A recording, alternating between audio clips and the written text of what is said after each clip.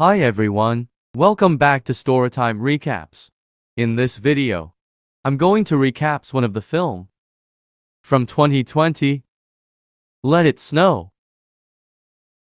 Without any further, let's get started. The movie begins with a Hungarian man telling a story about his granddaughter, a young child dressed in ski goggles who is standing on a black ridge slope. When a free rider unexpectedly appears and rams into her, we witness the young girl being knocked unconscious, but the man who struck her appears to be okay. Там что, живой?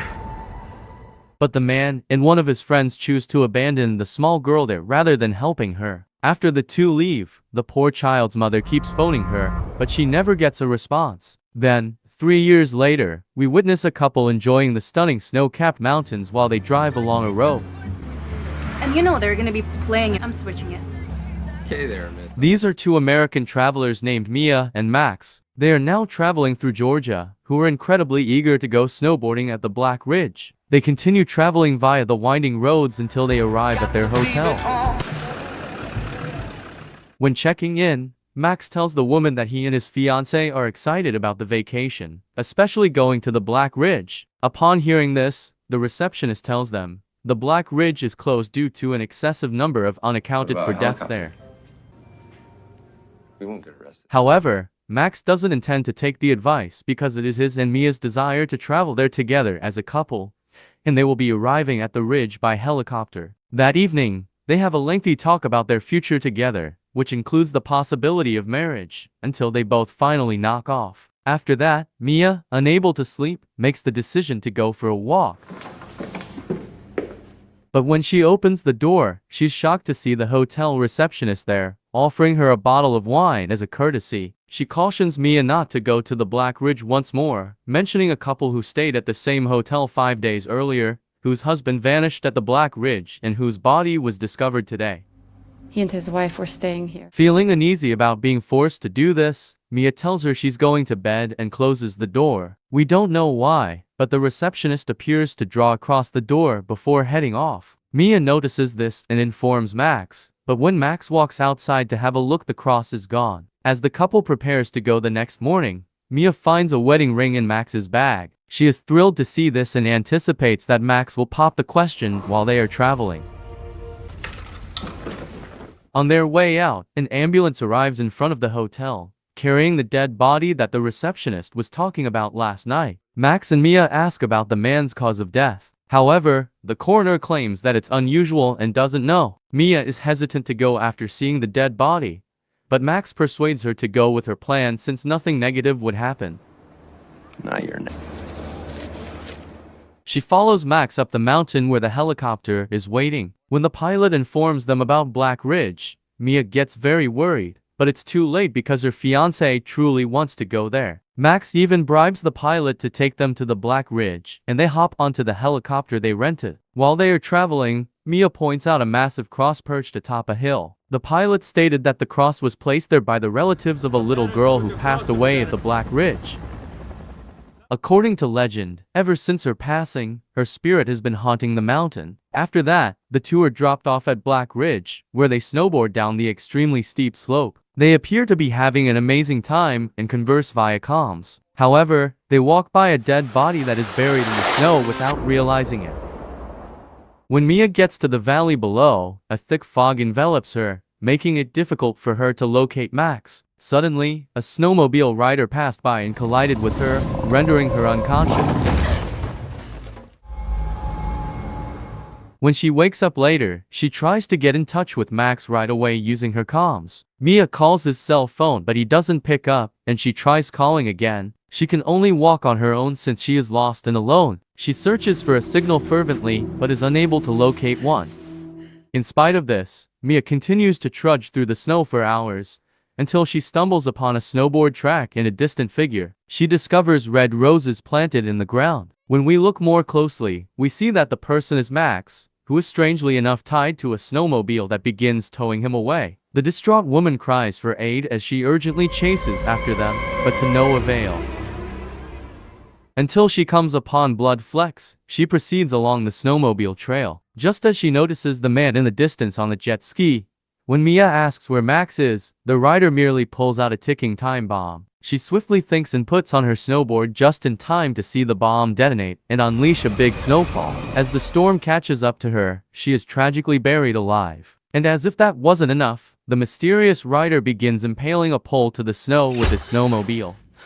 When he manages to injure Mia's shoulder, she screams and eventually passes out from exhaustion. Mia, with the little energy that she has left, reaches her hand out of the snow one last time, just as she is being hauled out and carried through the snow. After that, Mia is sleeping in a lodge when a man brandishing a knife approaches her. He treats her wound and speaks to her in Hungarian, telling her that she shouldn't have come here.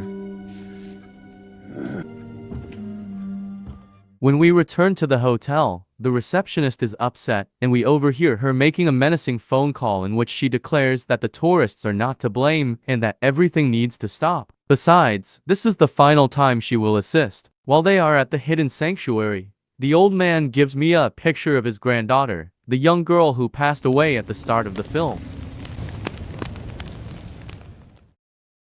Speaking to Mia in broken English, he informs her that his granddaughter passed away 3 years ago and plays a clip of her singing Let It Snow. Upon learning of this, she offers him her condolences, and together they form a pact to halt the snowmobile rider. The following morning, Mia searches the elderly man's residence, but is unable to locate him. As she ventures out to investigate more, she discovers a snowmobile and Max's glove instead.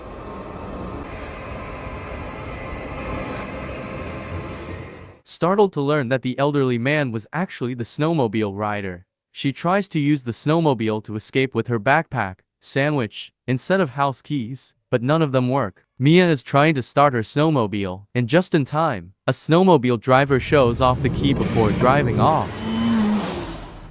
On the other hand, when a search crew arrives, the rescue effort starts at Black Ridge.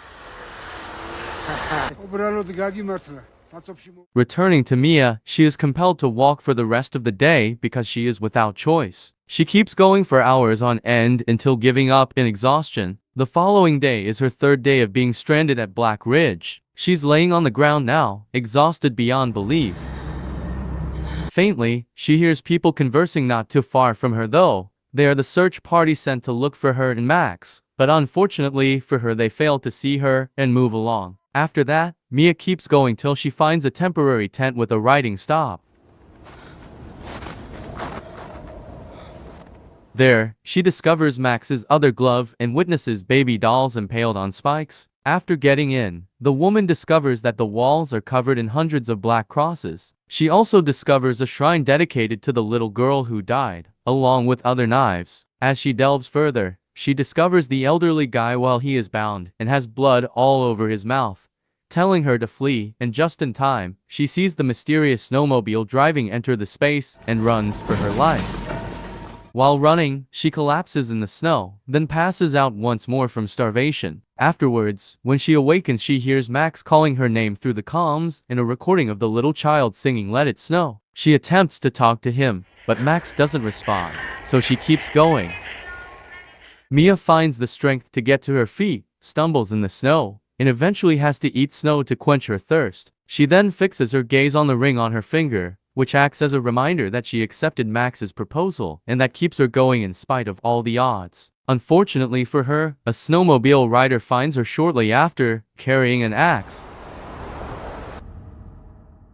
Then he comes after her, and as she runs for her life, she hits an edge and has no choice but to jump off it. Mia wakes up later and finds herself next to some rocks and a stream of water. She manages to survive, chooses to move forward, and strolls beside a river. However, she is startled when she hears the sound of a snowmobile motor revving once more. She fights to cross the river and discovers the mysterious rider waiting for her on the other side. They eventually lock eyes, and she yells at him in annoyance, and he backs off and leaves her alone for an unknown reason. As the day grows older, she keeps walking until she stumbles upon a series of dilapidated buildings and sits to rest. She grabs and consumes a sandwich that she took from the elderly man's home. She builds a fire later on and sleeps close to it. That night, she had a dream in which she remembered Max and their intention to have babies. The following morning, she tries to talk to him via her comms again, but she doesn't get a response. She struggles to stand up and walk, but but she is only able to do so because of her memories of Max. Dazed by the cold and weariness, after spotting a dim form up ahead, she attempts to yell Max's name. As she gets closer, she is disappointed to learn, though, that it is only a snowman. When she looks inside it, she discovers that there is a dead person within. Looking into the snowman's hand, she then sees the engagement ring that Max purchased for her. At last, Mia understands that the snowman is actually Max's lifeless corpse. She is devastated holding him close because she believes he is the love of her life and that she cannot bear to be without him. The horrifying choice is then made. She grabs the snowman and pushes herself over the cliff hundreds of feet below. After the man in black witnesses Mia's death, the snowmobile rider goes to the enormous cross atop the hill, where we can observe Katie from 2006 to 2017. At this moment, the movie jumps ahead in time to display Katie, the young girl from the start, lying lifeless in the snow alongside her mother and grandfather with her aunt, the mysterious receptionist, watching over her. The scene then shifts back to the present, where it is revealed that the man dressed in black is the child's mother. The grandfather then speaks, telling us that nothing is worse than a devastated mother getting her revenge. In the last scene, we are transported back in time to witness the contented daughter singing "Let It Snow" and embracing her mother. Before the film ends, the camera pans down the side of the mountain revealing his bloody body lying in the snow. She surprises everyone by waking up and proving that she is still alive. Mia appearing completely lost and devastated, the film concludes with her screaming. Thanks for watching, and remember to turn on your notifications to watch more movie recaps like this one.